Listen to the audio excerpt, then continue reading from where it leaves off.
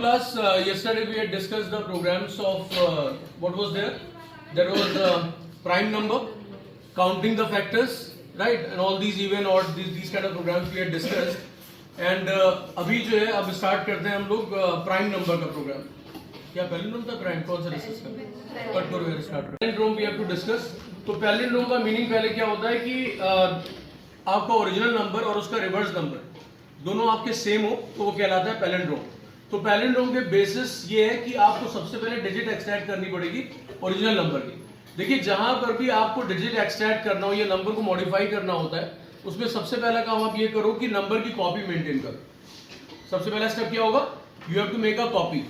तो आपने जब नंबर की कॉपी कर ली तो अब आप नंबर को मॉडिफाई करें तो एटलीस्ट आप जो भी मॉडिफाई करेंगे वो उसकी कॉपी को मॉडिफाई करेंगे. आप जितने भी लूप चलाएंगे एक्सट्रैक्ट डिजिट या जो भी करना है वो आप किस पे करेंगे? कॉपी पे. Original number will be safe. Is that clear? उसके बाद जब एक्सट्रैक्ट डिजिट की बात आती है तो मैंने बोला एक्सट्रैक्ट डिजिट. डिजिट का मतलब हुआ सिंगल डिजिट. तो उस केस में मैंने क्या आपको बताया था कि आपको मॉड यूज होता है. रिमाइंडर वाला जो ऑपरेटर है मॉड, जब आप किसी नंबर को मॉड 10 करते हैं तो उसकी भैया लिसन क्या हुआ तुम्हें? नाउ मॉड 10 जब किया तो उससे लास्ट डिजिट आ गई, मतलब सिंगल डिजिट आपकी बाहर आ जाती है. Is that clear? मॉड 100 करेंगे 2 डिजिट बाहर आ जाती है. तो यहाँ पर एक टाइम को आपको एक ही जो है डिजिट बाहर निकालनी है. तो दो चीजें मैंने क्या बताया इंपॉर्टेंट. सबसे पहले नंबर की कॉपी क्रिएट करिए और उसके बाद आप क्या करेंगे? उसके बाद आप क्या करेंगे? मॉड 10 करेंगे. किसको? कॉपी. और जब आपने कॉपी मॉड 10 किया तो आपकी डिजिट बाहर आ जाएगी. अब उस डिजिट को आपको जो है उसका ऑर्डर चेंज करना है. जो आपकी लास्ट डिजिट है वो अब क्या बन जाएगी? फर्स्ट डिजिट बन जाएगी. तो और रिवर्सल की एक्सप्रेशन नोट करिए अपनी कॉपी में एवरीबॉडी. इसको आपको यूज करना है जब भी आप रिवर्स करेंगे अपने नंबर को. लिखिए वेरिएबल आपका रिवर्स के लिए आपने सपोज ले लिया रेव. तो आपकी एक्सप्रेशन बन गई rev equal to rev into 10 parenthesis में करो. आरईबी पैरेंथेसिस में आ जाएगा REB into 10 and plus D आपने कर दिया तो आपका ये नया नंबर फॉर्म हो जाएगा. Is that clear? ये एक्सप्रेशन है आपकी रिवर्सल की. Is that clear to everyone?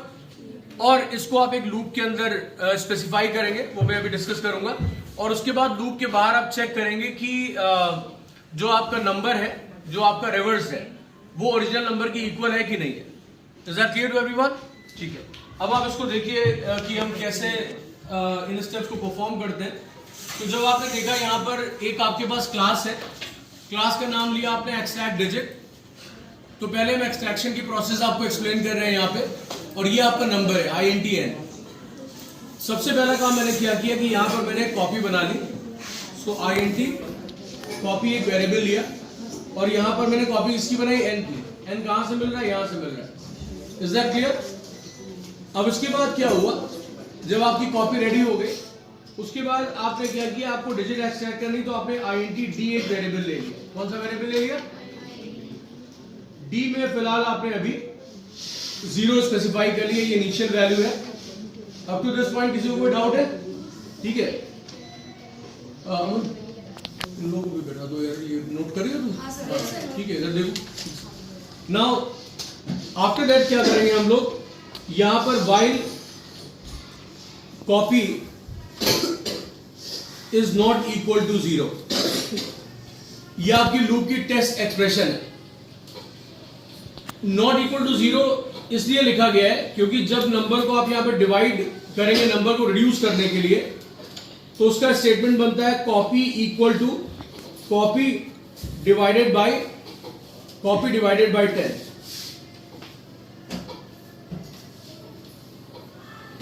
यह आपका आ गया और इससे नंबर रिड्यूस हो जाता है. और यहां पर आपने रिमाइंडर के लिए, बल्कि डिजिट के लिए आपने लिखा D इक्वल टू कॉपी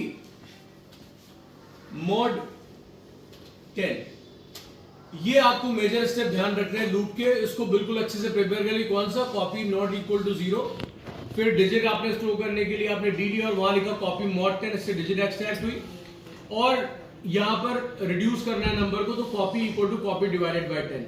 ये जो एरिया है यहां पर आप चाहे रिवर्स करो चाहे डिजिट प्रिंट करो, आपको जो चीजें परफॉर्म करनी है एज पर योर प्रोग्राम वो आप परफॉर्म कर सकते हैं. तो फिलहाल हमने यहां पर D यहां पर स्पेसिफाई किया बिकॉज हम डिजिट्स प्रिंट करना चाहते हैं नंबर की.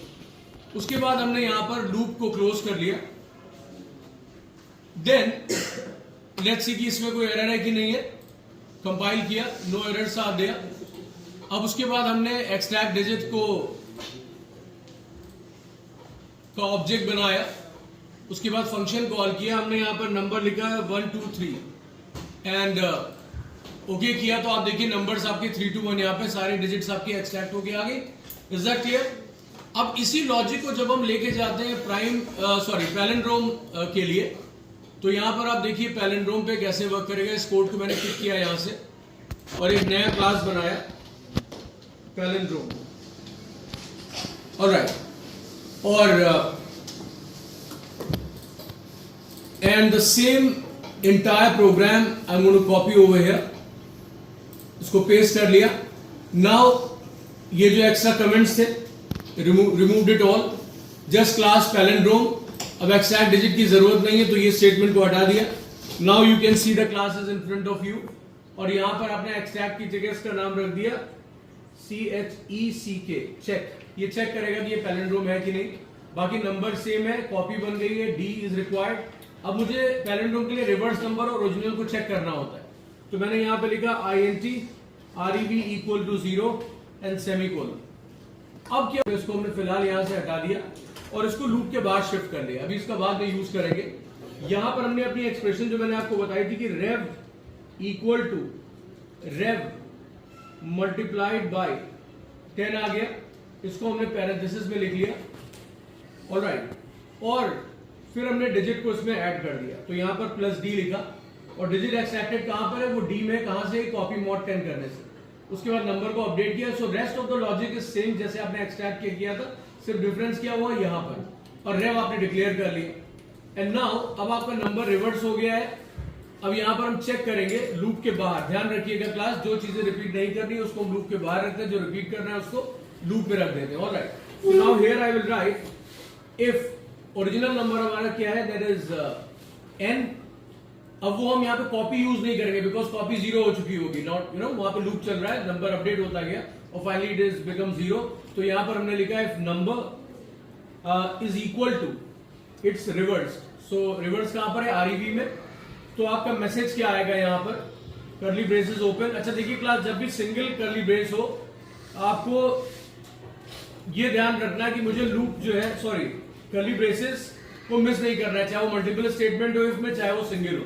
कई बार क्या होता है, आप की हैबिट पड़ चुकी होती है बिना कर्ली ब्रेसेस के करने के भी, तो आप मल्टीपल स्टेटमेंट है वहां पे भी आप लगाना भूल जाते हैं कर्ली ब्रेसेस।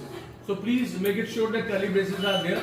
अब यहां पर मैंने लिखा that is number is n, और यहां मैसेज दे देंगे number is a palindrome. Clear to everyone? अगर रिवर्स और नंबर इज इक्वल तो वो क्या है? पैलिंड्रोम।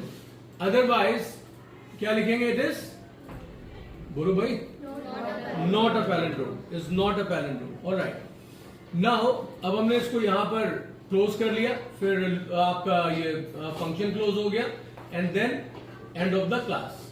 अब चेक कर लेते हैं एरर्स के लिए कि कोई सिंटैक्टिकल एरर है या नहीं है। Now no errors. After that class हमने इसे ऑब्जेक्ट बनाया।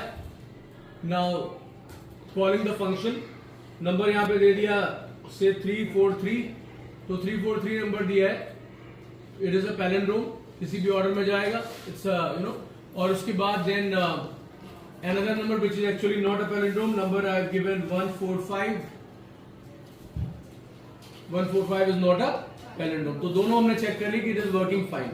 पैलिंड्रोम सबको समझ में आ गया, कोई डाउट तो नहीं है?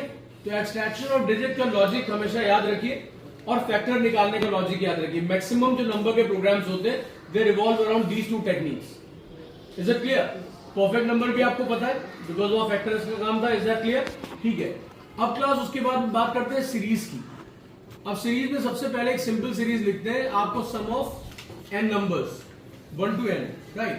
तो यहां पर हमने इसका नाम दे दिया सीरीज, इसको नाम दिया, और फिलहाल हमने यहां पर राइट और उसके बाद I have written a void, यहां पर सम ऑफ द सीरीज करना है, कैल लिख लिया, function open and close for the function and finally we close the class. अब इसमें क्लास ध्यान देने वाली बात है, इसका हमारा टारगेट क्या है, इसमें ध्यान से देखिए, हमें यहां पर सम ऑफ द नंबर्स निकालना है। तो यहां पर सपोज नंबर्स है 1, इज इट विजिबल प्रॉपरली, और थोड़ा बड़ा font, I can make it bigger here, से 48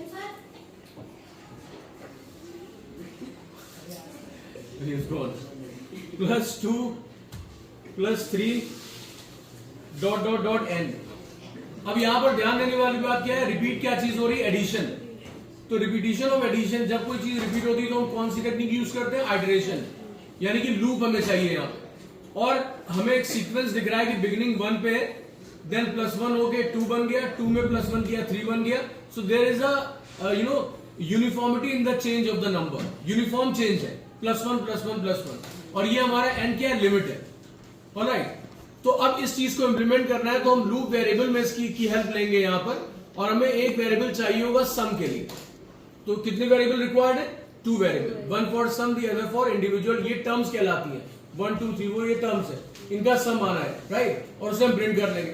तो सम ये बताइए कितनी बार प्रिंट होगा, 1 टाइम और मल्टीपल टाइम। अरे sum will be printed just once यार, final, you tell the final answer ना।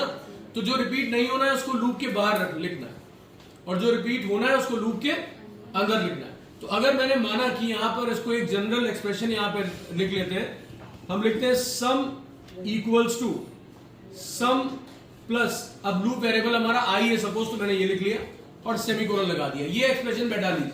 जैसे भी पहले रो में मैंने बोला था, इंपॉर्टेंट क्या था, rev equal to rev into 10 in the parenthesis plus what, D. तो वही चीज यहां पर आप देखिए, sum equal to sum plus I, sum में हमेशा याद रखिएगा। Is that clear? लेटर हम बाकी मॉडिफिकेशन कर सकते हैं, बट ये बेसिक याद रखिएगा। Is that clear? What is that? Sum equal to sum plus I. अब क्लास देखिए क्या हुआ, इसी चीज को हमने यहां से पिक किया और अपने प्रोग्राम पे आ गए। Now here we calculate the sum. अब सम के लिए लिमिट हमें चाहिए, दैट इज INT n, वो लिमिट हो गई हमारी। और उसके बाद हमें स्टार्ट करना है, हमारी टर्म स्टार्ट कहां से हो रही है, 1 से। तो i equal to 1 is there, semicolon, i की वैल्यू कहां तक जाएगी, less than equal to n, that is our limit.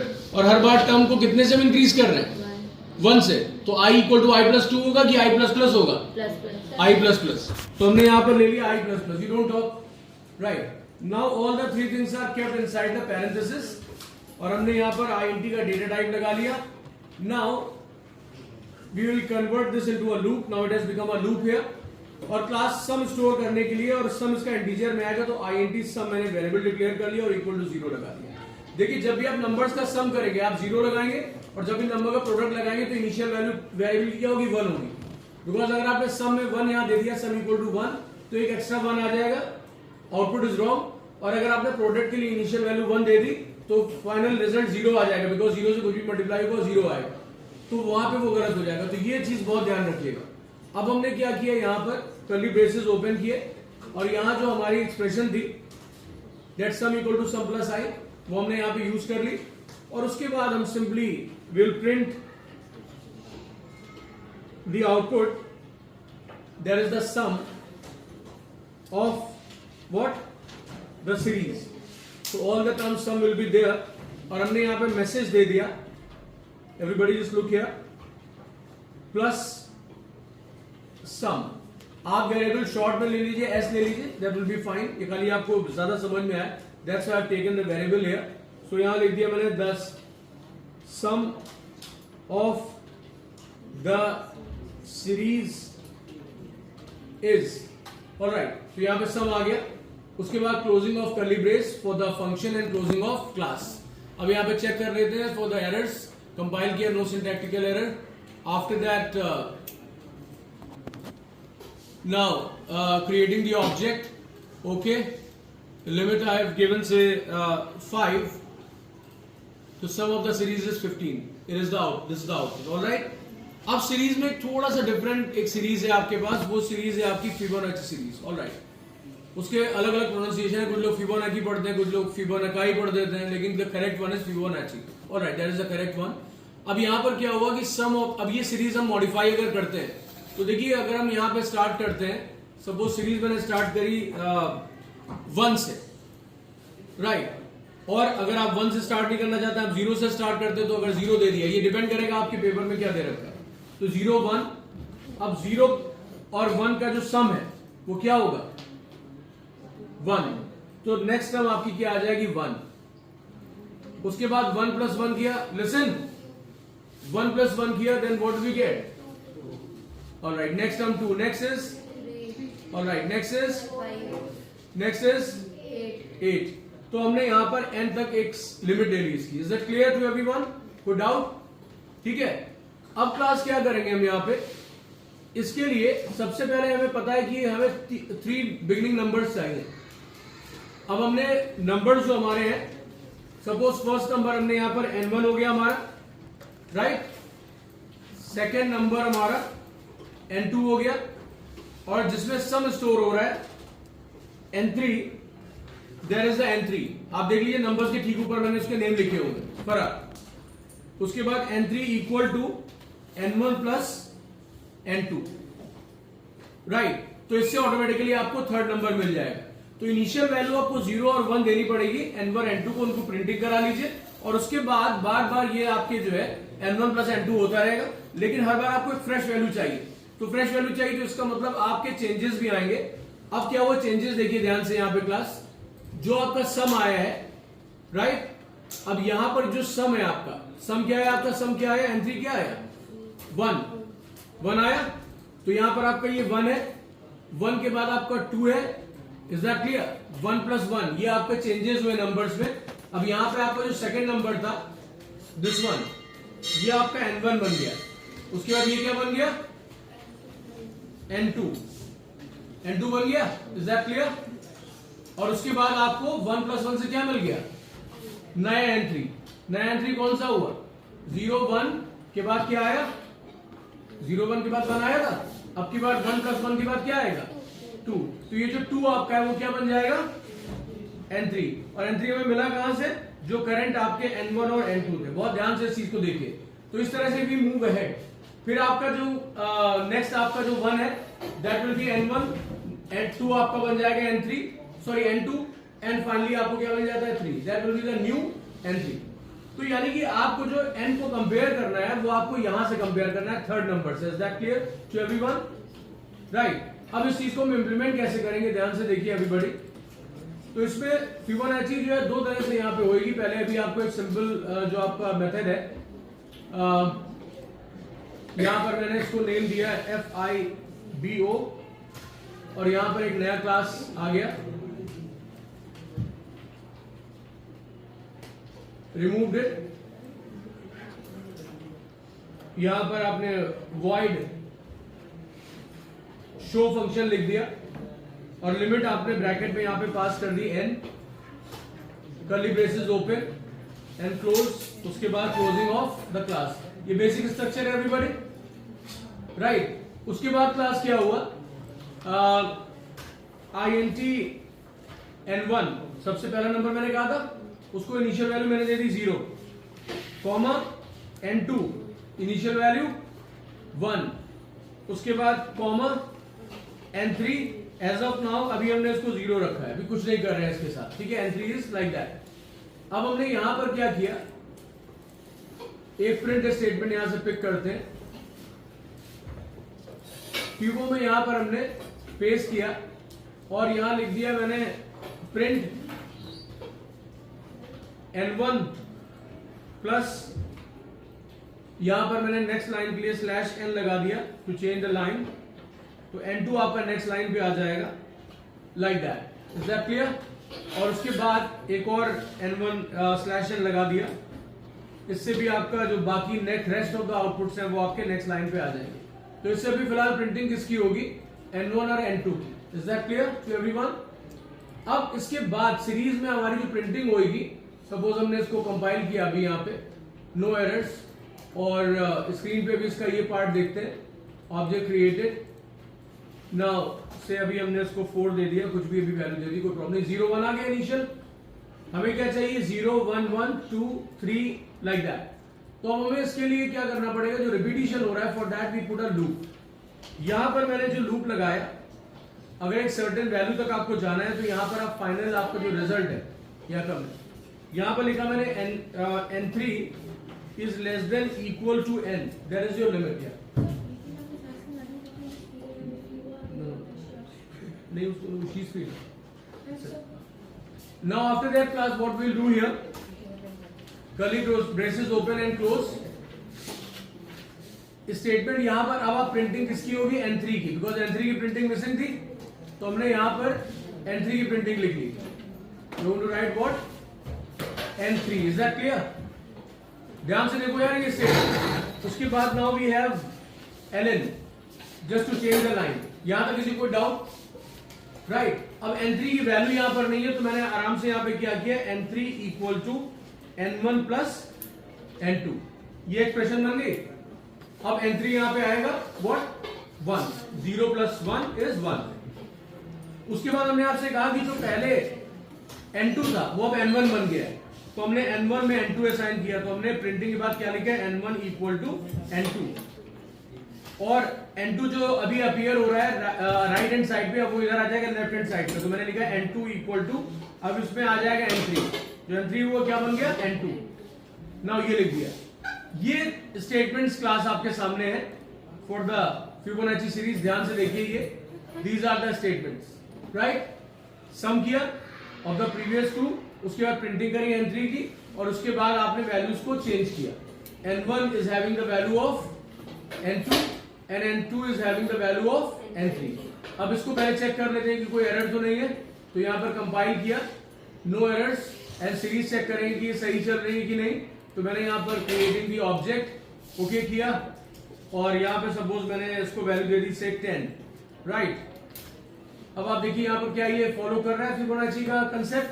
0 plus 1 is 1, 1 plus 1 is 2, 1 plus 2 is 3, 3 plus 5 is 8, 8 plus 5 is 13, right? ये 10 को क्रॉस कर रहा है बिकॉज वो बाद में चेक कर रहा है, इस वजह से। अदरवाइज आपकी ये there is series is working fine. Is that clear to everyone? कोई डाउट यहाँ पे? क्योंकि n3 का सम बाद में आता है ना, तो इसीलिए वो 30 उस तक पहुंचा है, अदरवाइज नहीं। कुछ लोग क्या करते हैं कि वो कहते हैं कि नंबर ऑफ टर्म के लिए एग्जीक्यूट करते हैं। क्या करते हैं? Number of term. अब उसके लिए क्या मॉडिफिकेशन होगा, सपोज ने कहा मुझे 10 टर्म्स चाहिए फिबोनाची की, मुझे 10 टर्म चाहिए, तो मैंने यहाँ पे अब क्या किया, एक वेरिएबल लिया यहां पर जो कि that will keep the count. अब यहां पर मैंने क्या किया, n3 को चेक नहीं करेंगे, यहां पर int लिखा, i, उसको 1 से स्टार्ट कर लिया। किससे स्टार्ट किया?